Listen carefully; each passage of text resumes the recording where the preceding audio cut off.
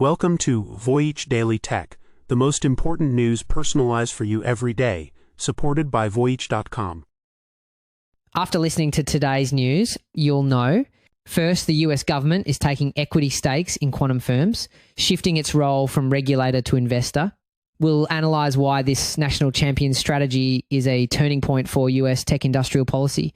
Second, Amazon's automation push aims to replace 600,000 jobs and save billions, targeting 75% of operations. We'll explore how this creates a brittle supply chain and the engineering challenge of the long tail problem. Third, Reddit sues AI search engine Perplexity, exposing a shadow economy of illegal web scraping for training data. In this episode, we'll break down this legal fight and what it signals for the future of the open web. Fourth, a UK ruling threatens Apple's closed iPhone ecosystem, potentially forcing the company to allow rival app stores. We'll examine how this challenges Apple's security model and its threat to withhold features from the UK. Fifth, European giant SAP has booked 85% of its 2026 revenue by betting big on AI applications. So we'll discuss why this application-first strategy matters and the challenge of AI pilot purgatory for enterprises. The US government is reportedly trying to buy its way into the quantum computing revolution.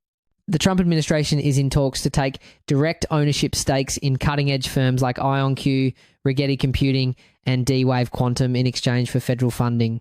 A while back, we talked about Washington's shift from hands-off referee to hands-on player. This is that trend moving right to the bleeding edge. The moment the news broke, the market exploded. IonQ's stock jumped 9%, Rigetti climbed 11%, and D-Wave Quantum surged a massive 17%. And it's not a simple apples to apples comparison. Each of these firms is tackling quantum computing in a radically different way. It's not like choosing between different brands of the same car. IonQ uses something called trapped ion technology, which is known for creating very stable and high quality qubits, the basic building blocks of a quantum computer.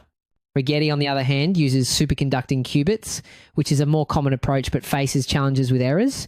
And D-Wave uses a completely different method called quantum annealing, which is great for solving specific optimization problems but isn't a universal, all-purpose quantum computer. The risk here is that taxpayer money could be funding hype rather than a truly viable long-term path. We previously analysed how framing a technology as both a breakthrough and a security threat can turbocharge funding quantum is now getting that same dual narrative.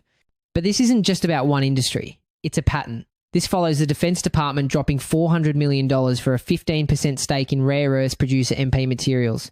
It also comes after the government took a roughly 10% stake in Intel, America's only maker of advanced AI processors. As we walked through a while back, Beijing tightened rare earth export rules while controlling roughly 85 to 90% of global processing, what we called a turn to outright techno-nationalism. Those moves helped set the stage for Washington's equity playbook. So the key takeaway here is that the definition of a strategic industry is clearly expanding. It started with minerals and microchips, which makes sense, but now it includes pre-commercial technology like quantum computing. This raises a huge question. Who decides what's next? What prevents this from expanding to AI models, advanced biotechnology, or even social media, fundamentally changing the relationship between the government and private companies? And remember, when we discuss AI non-proliferation, we noted why classic treaties struggle code copies instantly and private labs drive the frontier. So the US is defaulting to where it has leverage, money, ownership, and access. The strategy signals a major ideological shift, one not seen in decades. Washington is moving from regulator to investor, and it's all aimed at one core conflict, the high-stakes tech race against China. We also noted China's military-civil fusion approach, folding commercial breakthroughs straight into defense. That's the backdrop for these bets. The US is essentially adopting a national champions model, a strategy that has been used for years by countries like France and most notably China. China's government spends an estimated 1.73% of its entire GDP to prop up its state-backed giants. The US has traditionally spent far less, around 0.39%. This new approach of the government acting like a venture capitalist is a major departure from free market principles. We recently broke down Beijing's push for new quality productive forces and chip sovereignty, massive funding, yet higher costs and lower yields than TSMC, showing both the scale and the inefficiencies state-led sprints can entail. The move into rare earths was a direct response to Chinese export restrictions. The Intel stake was about securing dominance in AI. Quantum computing, with its potential to break modern encryption, is the next strategic frontier. We also covered Washington's blockade of NVIDIA's top chips to China and the shift from policing hardware to policing who can access high-end compute. Equity stakes are the complementary domestic side of that same control strategy. And when we say strategic, we mean it. To put this race in perspective, China has reportedly committed around $15 billion in public funding to its own quantum programs. This isn't just a friendly competition, it's a technology arms race where the winner could potentially hold the keys to all of the world's encrypted data. That's why some US officials see ownership as an alternative to the kind of pauses or bans that, as we discussed, are nearly impossible to enforce.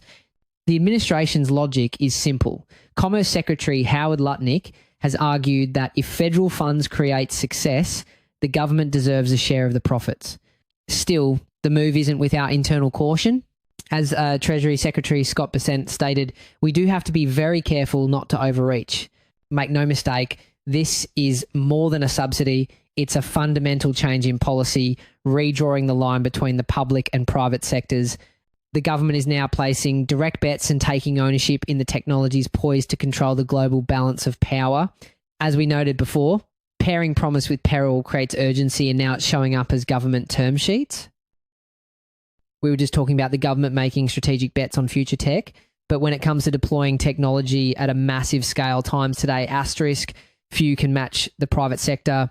The most unexpected news in the business world today has to be this. According to internal strategy documents, Amazon plans to replace 600,000 jobs with robots in the coming years.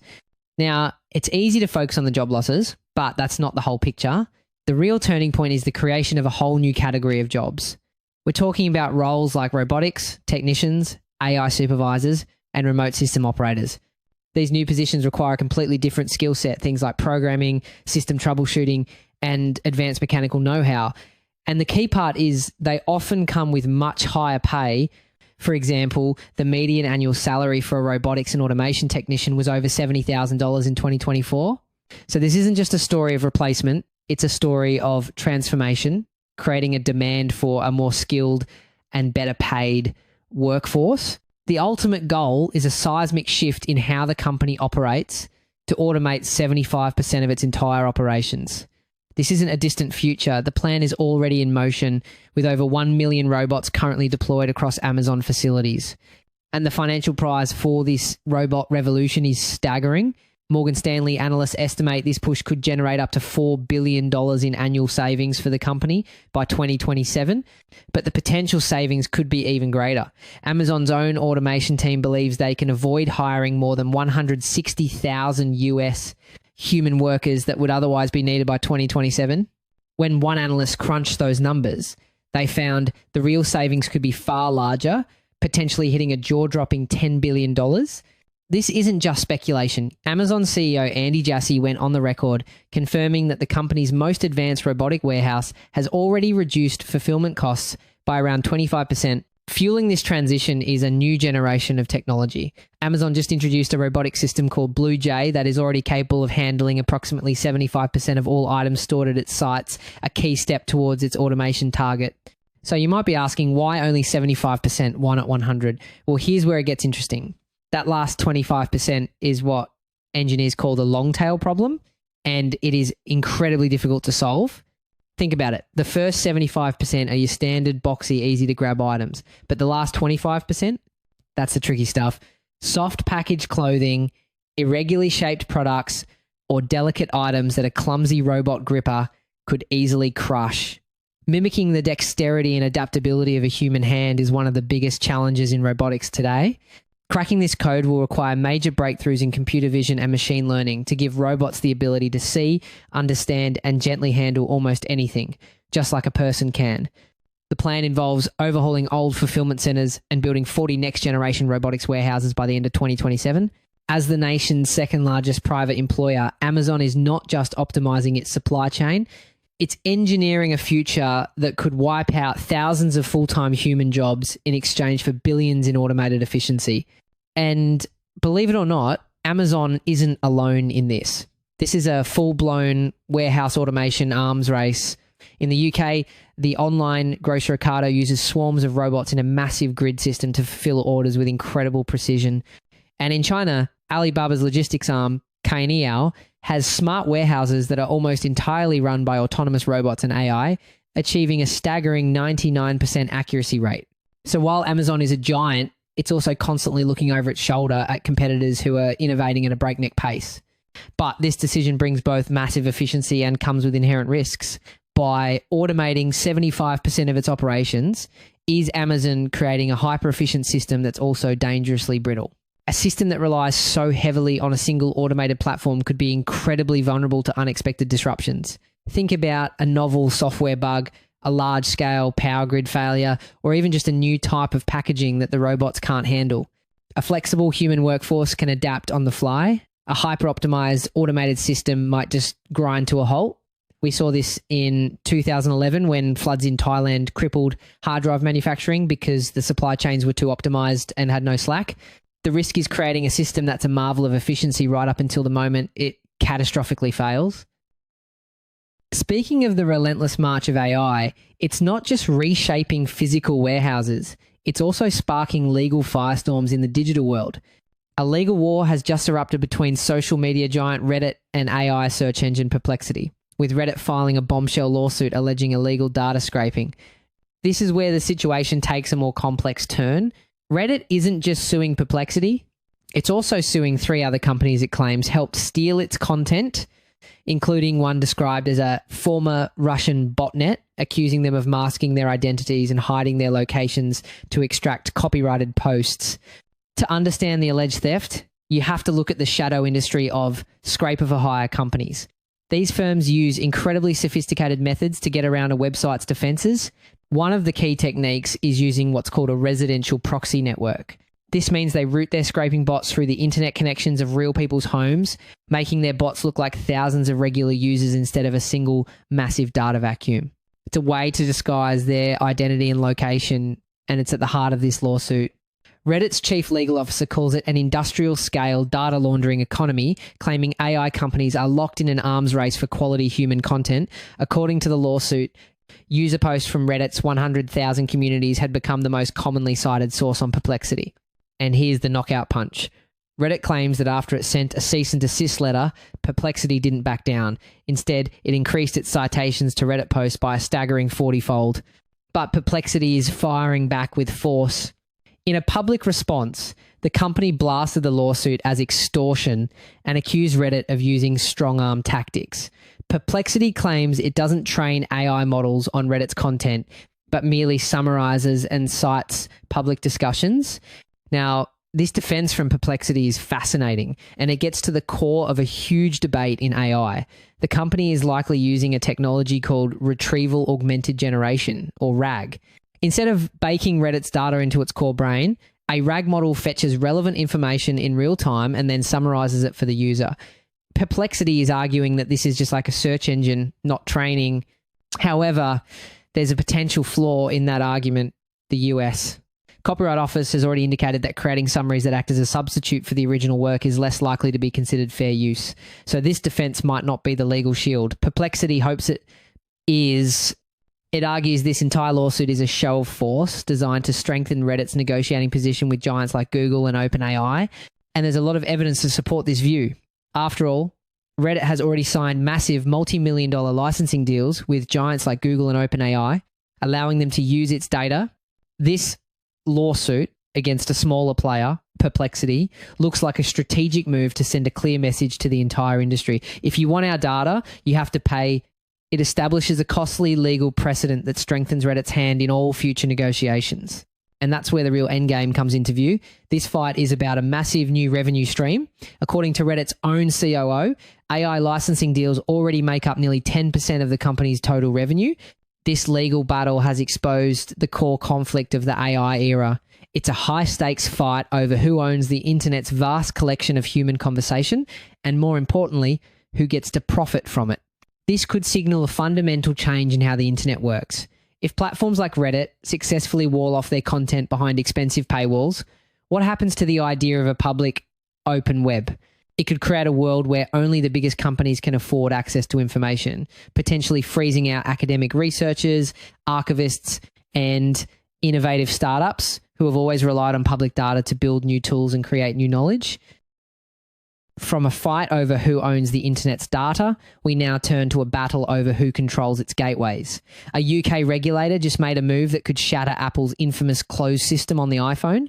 The Competition and Markets Authority, or CMA, has officially designated both Apple and Google as having strategic market status, effectively saying they have too much power.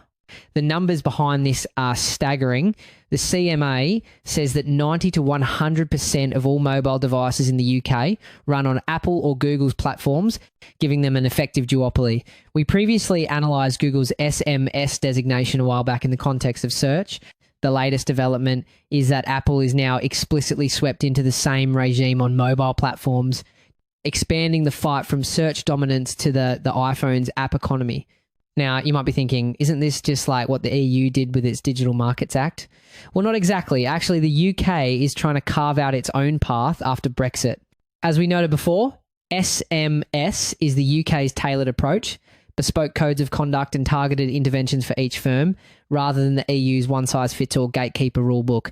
The goal is to tailor the rules to specific problems, which they hope will encourage innovation while still protecting consumers. It's a high-stakes balancing act to see if the UK can create a distinct pro-innovation identity on the world stage. This ruling has drawn fury from the tech giants. Google slammed the decision as disappointing, disproportionate, and unwarranted. Apple warned it would leave users with weaker privacy and security. If that sounds familiar, it's because when Google first faced the SMS label, it argued regulation would inhibit UK innovation, touting a £118 billion contribution to the economy. Different company, same playbook, and Apple's warning about weaker privacy and security isn't just rhetoric. There's some real tech behind it. The iPhone's iOS operating system is built like a fortress. Every app lives in its own isolated container, a process called sandboxing, which prevents it from accessing your data or other parts of the phone without your explicit permission. This is very different from Apple's Mac computers, which have always allowed you to install software from the internet. On a Mac, they use a system called Gatekeeper and notarization to check for malware. Opening up the iPhone would require a whole new security architecture to vet apps from countless different sources. And that's the core of Apple's security argument. If that was just the appetizer, the main course is just being served. This designation could force Apple to do something it has fought against for years, allow rival app stores on its devices. It could even mean users might be able to download programs directly from company websites, bypassing the App Store entirely. Under SMS, this is exactly the kind of targeted intervention the CMA can impose through bespoke conduct requirements. Now get this, when it comes to getting more choice, Apple is warning about a fragmented experience. And there's a psychological principle at play here called the paradox of choice. Research shows that when people are faced with too many options, it can lead to decision fatigue and anxiety. Imagine having to manage different payment systems, different subscription managers, and different security settings for apps from 5 different stores. The cognitive burden might be so high that most people just stick with the default app store anyway, defeating the whole purpose. But what really brought this to a head was the next development. Apple is firing back with a serious threat, warning the UK could lose access to new features. This isn't an empty warning. After a similar ruling in the European Union, Apple withheld some of its new Apple Intelligence features from the region, directly blaming heavy regulation. We saw a version of this narrative before, with Google framing tougher rules as a brake on innovation, while Apple's variant leans heavily on privacy and feature rollouts. This raises a huge question. Is this a genuine technical problem, or is it a political strategy? Some analysts call this feature blackmail. The idea is that Apple is weaponizing its most exciting new products to turn public opinion against the regulators. In fact, the EU's competition chief called Apple's move in Europe the most stunning open declaration of this kind of tactic. It's a high-stakes game of chicken between one of the world's biggest companies and entire governments. The battle lines are drawn. On one side, the regulator says its goal is to boost innovation and competition in an app economy that supports around 400,000 jobs. But Consumer Group, which put the conflict in stark terms, saying the tech giant's dominance is now causing real harm by restricting choice for consumers and competition for businesses. Continuing our last discussion, the UK's promise of pro-innovation tailoring is now being tested on the iPhone, not just on search. When we place the regulator's goals alongside who actually benefits from these changes, the contradiction becomes clear. In the EU, some reports show that similar regulations have actually made it harder for small and medium-sized businesses to get noticed online. Meanwhile, the biggest winners are often massive corporations like Spotify and Epic Games, who have been fighting for years to bypass Apple's 30% commission. So the question we have to ask is, will this move truly help the small, innovative UK developers, or will it just help the rich get richer? Where last time we focused on defaults and search distribution, today the focus shifts to app distribution and payments on iOS, and the winners and losers could look very different. We were just talking about a tech giant clashing with regulation. Interestingly enough, another European giant, SAP, is finding its own strategic path to thrive within it. The story begins with a decision that caught everyone by surprise. A company just revealed that a staggering 85% of its revenue for 2026 is already booked, and we are still in 2025. That company is European tech giant SAP, and its CEO, Christian Klein, just went on the record with a simple explanation for this incredible demand. He stated that artificial intelligence is the number one reason customers are signing massive long-term deals.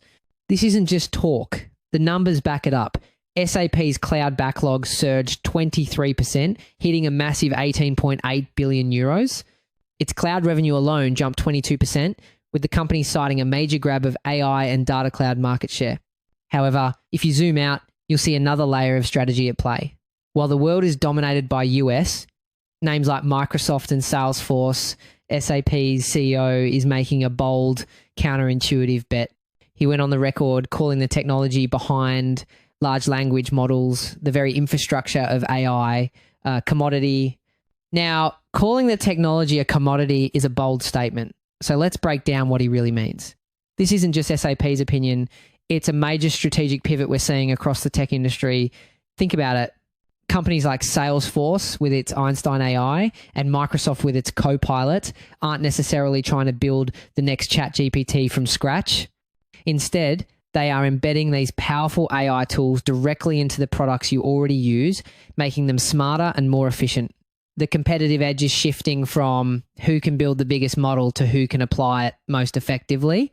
His focus is somewhere else entirely. Klein's message is clear. The real money isn't just in building AI, it's in putting it to use. This is Europe's big hope in the AI race, declaring that while others fight over the hype, it plans to win on actual application. What's really happening here is that this aligns with a broader European strategy. With regulations like the EU AI Act imposing strict rules on foundational AI development, many European companies are choosing to focus on the application layer. They are letting US and Chinese giants handle the heavy lifting of building the base models and instead are specializing in using that AI to solve specific business problems. For SAP, this means integrating generative AI directly into the critical, highly structured systems that run a company's finances and supply chains. They do this with tools like their AI assistant, Joule, which is grounded by what they call the SAP Knowledge Graph. You can think of this as a brain that has 50 years of business process data, ensuring the AI doesn't just make things up, but gives answers that are accurate and relevant to that specific business.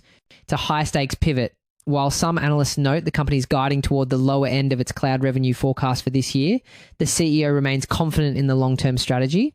So the thing is, this disconnect between massive future deals and slightly lower current revenue forecasts reveals a huge challenge in the industry, often called AI pilot purgatory.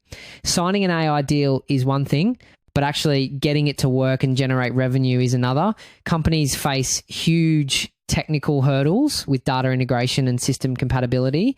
Beyond the tech, there's also organizational resistance and the need for a cultural shift to truly adopt these new tools.